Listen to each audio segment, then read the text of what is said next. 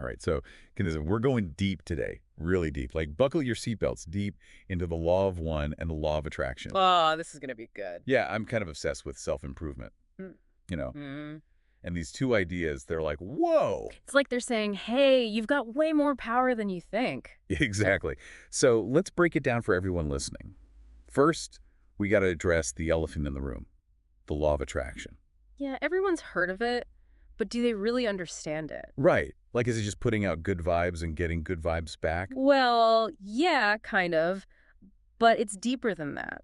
The law of attraction says that what you focus on, you attract. Your thoughts and your feelings, they're like magnets drawing in similar experiences. So if I'm constantly thinking about, I don't know, like failing that audition, I'm actually making it more like what happened. It's not that you're making it happen, but you're putting yourself in that energy.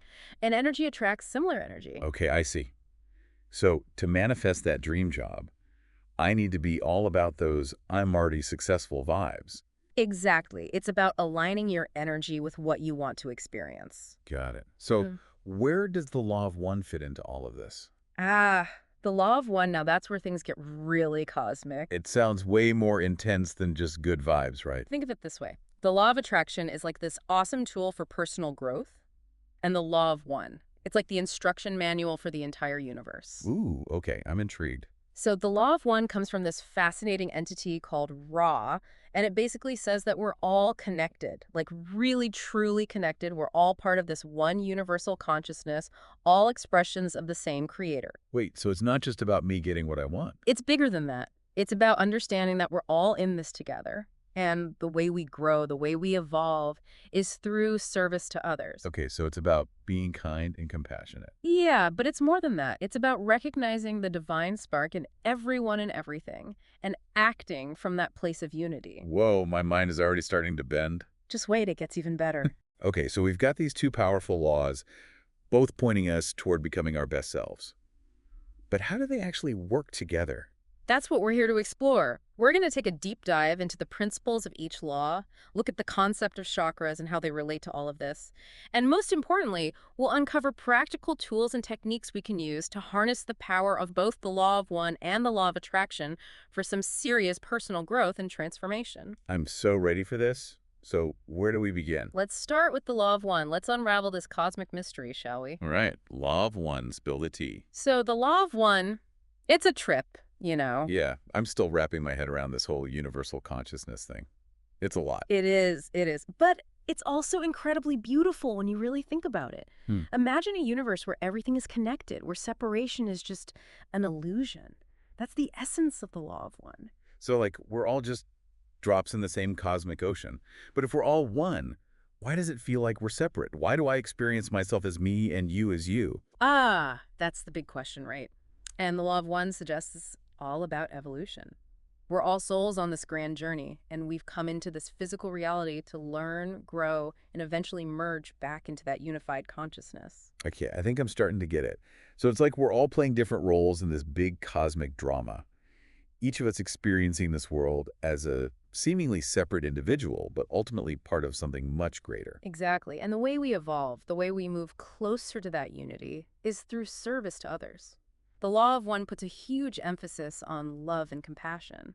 It's about recognizing the divine spark in everyone and everything, and acting from that place of unity. Okay, so it's about choosing kindness, choosing love, choosing to see ourselves in others, even when it's tough. Yeah, even when it's tough, because that's how we grow. Yeah. That's how we evolve, and Right. that's how we contribute to the evolution of consciousness as a whole. Wow, so the law of one is like this profound spiritual framework, but it also offers practical guidance for how to live a more fulfilling and meaningful life by focusing on love, compassion, and service to others. Exactly, and that's what I find so fascinating about it. It's both deeply mystical and incredibly grounded in the reality of our everyday lives. I'm starting to see how it all connects. But how does the law of attraction fit into this cosmic puzzle? We talked about it earlier, the whole like attracts like idea. But how does that align with the law of one? Well, the law of attraction is all about harnessing the power of our thoughts and emotions to shape our reality. It suggests that we're constantly emitting energetic vibrations, and the universe responds by bringing us experiences that match those vibrations. Right, so if I'm vibing high on positivity and gratitude, I'm attracting more good stuff into my life. But if I'm stuck in negativity and fear, I'm bringing more of that my way. It's like a cosmic echo chamber. What you put out, you get back. Okay, I get that. Yeah. But how does this connect to the law of one's emphasis on service and unity? Ugh, that's where things get really interesting. The law of one suggests that when we align our desires with the well-being of others, when our intentions are rooted in love and service, our manifestation power is amplified. It's like we're tapping into this infinite source of energy, this universal flow that supports our growth and evolution. So it's not just about me getting what I want. It's about aligning my desires with something bigger, something more universal. It's about using the law of attraction to create positive change, not just for myself, but for others as well. Precisely.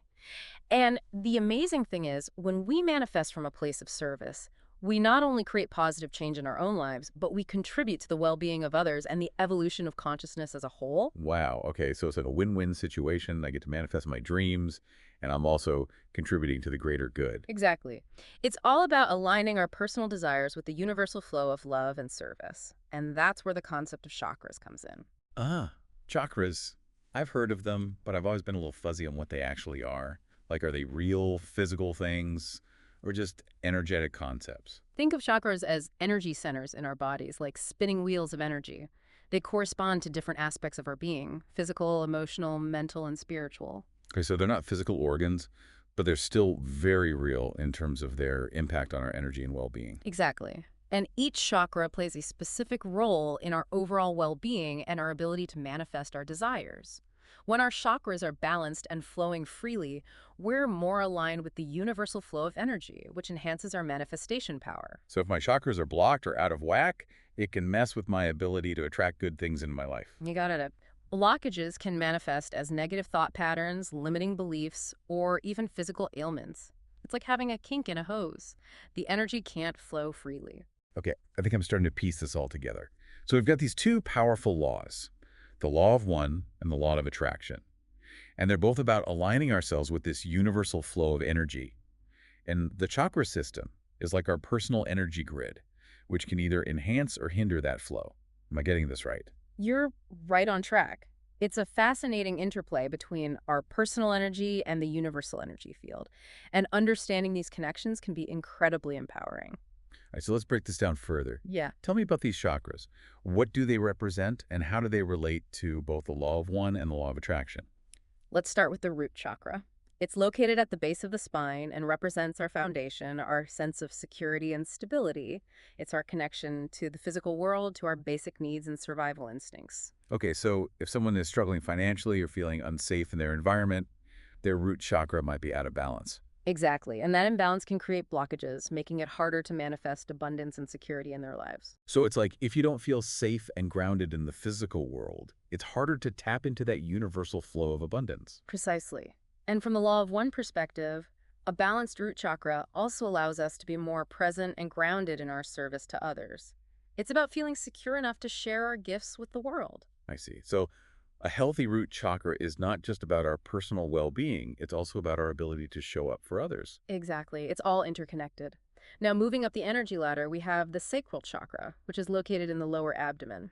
It's associated with creativity, pleasure, and emotions. Okay, so this is the chakra that governs our ability to enjoy life, express ourselves, and connect with our feelings. You got it. And a blocked sacral chakra can manifest as fear of intimacy, emotional repression, or creative blocks. Oh, I've definitely experienced those creative blocks before. It's like hitting a wall, and no matter how hard you push, the ideas just won't flow. Exactly.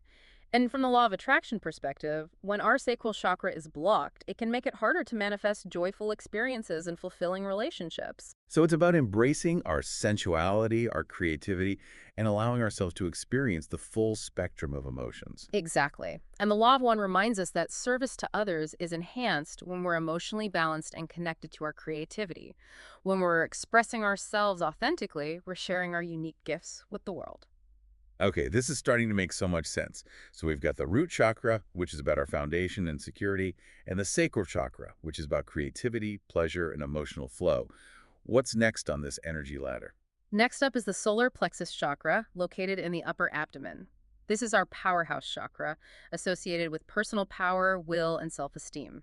It's about our ability to take action, assert ourselves, and make decisions confidently. So if someone is constantly second-guessing themselves or feeling powerless, their solar plexus chakra might be out of whack. Exactly. And a blocked solar plexus can also manifest as low self-esteem, difficulty setting boundaries, or a tendency to give away your power to others. So how does this relate to the law of attraction? If someone's solar plexus is blocked, does that mean they're going to have trouble manifesting their desires? A strong solar plexus chakra is crucial for manifesting our desires because it gives us the energy and drive to take action. It's about believing in ourselves and our ability to create the life we want. So it's not enough to just sit around and visualize what we want. We have to actually do something about it, take action, make things happen. Precisely. And the law of one reminds us that true personal power is aligned with service. It's not about dominating others, but about empowering ourselves so we can be more effective in our service to the world. Okay, I'm really starting to get the interconnectedness of all this. So each chakra not only affects our personal well-being, but also influences our ability to manifest our desires and contribute to the greater good. You're catching on quickly. It's all interwoven, you see. Let's move on to the heart chakra. I have a feeling this one's pretty important. You bet.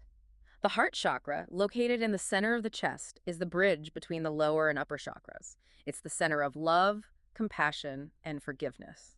Okay, so someone who's struggling with relationships or feeling closed off emotionally might have a blocked heart chakra. Yes, and a blocked heart chakra can also manifest as bitterness, resentment, or difficulty forgiving yourself and others. So if our heart is closed off, it's going to be harder to attract love and abundance into our lives because we're not aligned with that energy of love and openness. Exactly. The law of attraction works best when we're operating from a place of love and openness. And the law of one reminds us that the heart is the bridge to unity consciousness. It's through the heart that we experience our interconnectedness with all beings, and this awareness amplifies our manifestation power. Wow, that's powerful. Okay, let's move on to the throat chakra. I'm guessing it's about communication. You got it. The throat chakra, located in the throat, governs our ability to communicate authentically, express ourselves creatively, and speak our truth. So someone who's afraid to speak up or struggles to articulate their thoughts might have a blocked throat chakra, and that could be affecting their ability to manifest their desires. Exactly. And a blocked throat chakra can also manifest as dishonesty, gossip, or a tendency to dominate conversations. It's about finding that balance between speaking your truth and listening to others with respect and openness. So how does this relate to the law of attraction and the law of one? If our throat chakra is blocked, does that mean we're not communicating our desires clearly to the universe? A balanced throat chakra allows us to communicate our desires clearly to the universe. It's about aligning our words and actions with our intentions. And the law of one reminds us that our communication should be guided by love and respect for all beings. It's about using our voice to uplift and inspire, to share our wisdom and contribute to the collective good. Okay, 2 more chakras to go. Tell me about the third eye chakra. It sounds very mystical. It is. The third eye chakra, located in the center of the forehead, is our center of intuition, insight, and spiritual awareness. It's about our ability to see beyond the physical realm, trust our inner guidance, and connect with our higher self. So someone who's constantly overthinking or doubting their intuition might have a blocked third eye chakra, and that could be preventing them from accessing their full potential. Exactly. And a blocked third eye can also manifest as a lack of imagination, difficulty visualizing, or feeling disconnected from your spiritual path. So how does this relate to manifestation? If our third eye chakra is blocked, are we missing out on important guidance from the universe? A strong third eye chakra allows us to tap into our intuition and receive guidance from the universe. It's about trusting the whispers of our soul and aligning our desires with our highest purpose. Okay, last but not least, let's talk about the crown chakra. It sounds very transcendent. It is. The crown chakra, located at the crown of the head, is our connection to the divine, to universal consciousness, to the source of all creation. It's about experiencing a sense of oneness, spiritual enlightenment, and transcending our limited ego.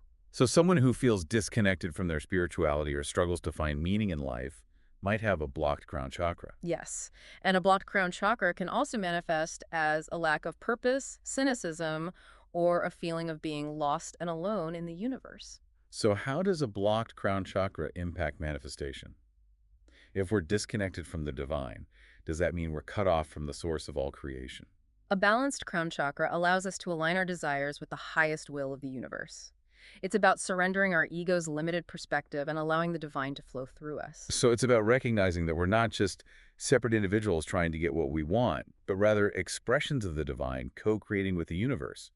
And when our crown chakra is open and balanced, we can tap into that power more fully. Precisely. And the law of one reminds us that the ultimate goal is to merge back into unity consciousness, to fully realize our oneness with the Creator. Wow, that's a powerful concept. So we've got these 7 chakras, each representing a different aspect of our being, and they're all interconnected, influencing our energy flow, our emotional well-being, and our ability to manifest our desires. And by understanding and balancing our chakras, we can enhance our connection to the universal flow of energy, align with the principles of the law of one, and create a more fulfilling and meaningful life. Exactly. It's a complex system, but understanding how it works can be incredibly empowering. Okay, my mind is officially blown. I'm starting to see how the law of attraction, the law of one, and the chakra system all weave together to create this incredible tapestry of personal and spiritual growth. So much to think about. My brain is buzzing. But how do we use all this in real life? Like, how can we use the law of one and the law of attraction to make our lives, better? That's the golden question, right? Knowing all this is great, but the real magic happens when we put it into practice. And one of the simplest yet most powerful practices is gratitude. Gratitude. Yeah. Yeah. Be thankful for what you have. Mm. But how does that tie into all this cosmic stuff? It's about shifting your energy. When you focus on what you lack, you're basically sending out a signal of, I need more, I don't have enough. And according to the law of attraction, guess what? You're going to get more of that feeling of lack. So if I'm stressing about not having enough money, I'm actually attracting more financial struggles. You're not exactly attracting them, but you're aligning yourself with that vibration of lack. But when you practice gratitude, you're shifting your focus to what you do have. You're sending out a signal of abundance, and the universe responds in kind. Okay, so gratitude is like an energetic hack. It's about tricking the universe into giving me more good stuff. It's not about tricking the universe. It's about aligning yourself with the energy of abundance. And here's where the law of one comes in. Gratitude connects us to something larger than ourselves. It reminds us that we're supported, that we're part of this incredible web of life. And that connection, that feeling of being part of something bigger, can be so powerful. It helps us overcome fear and scarcity. I love that. So gratitude is not just about feeling good. It's about tapping into this universal flow of abundance. Exactly. And it's a practice, something you cultivate over time. What else can we do to work with these laws? Well, we talked about visualization earlier. I'm a big fan of daydreaming, so I'm all ears. Visualization is powerful.